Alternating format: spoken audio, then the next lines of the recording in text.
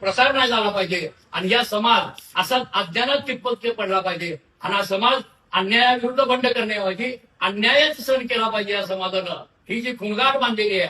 ज्या मुक्ता साळवेनं आम्हाला सांगितलं की आम्ही धर्म नसलेली माणसं आहोत, त्या मुक्ता साळवेच्या समाजाची अशी जर गच्छंती होत असेल तर या समाजाला या विचाराकडे पोहोचवण्याची जबाबदारी आमची आहे. एक कार्यकर्ता म्हणून आमची जबाबदारी आहे आणि ती आम्ही आपल्या माध्यमातून साकार करत आहोत, समाजाच्या समोर मांडत आहोत. म्हणून हा सगळा आम्ही कार्यक्रम आयोजित केलेला आहे. बांधवांनो, खरं तर जेजुरी ती यात्रा असेल, आपण पत्रकारात आपल्याला प्रसिद्धी माध्यमाच्या द्वारे कळते मांगीर बाबाचा शेंद्र्याचा मांगीर बाबा ती आज देखील पाठीमध्ये गळ टोचून घेतला जाते. एवढी मोठी अंधश्रद्धा.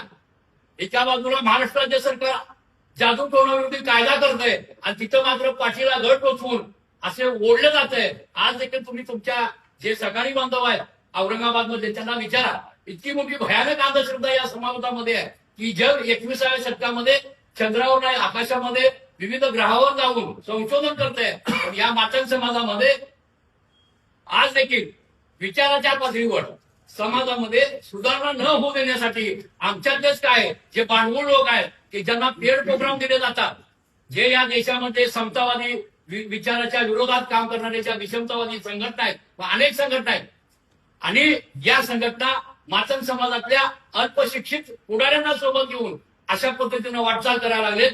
त्यामुळं मातंग समाजामध्ये आज परवाचा युपीएससीचा निकाल आल्यानंतर एक मुलगी कलेक्टर झालेली आहे.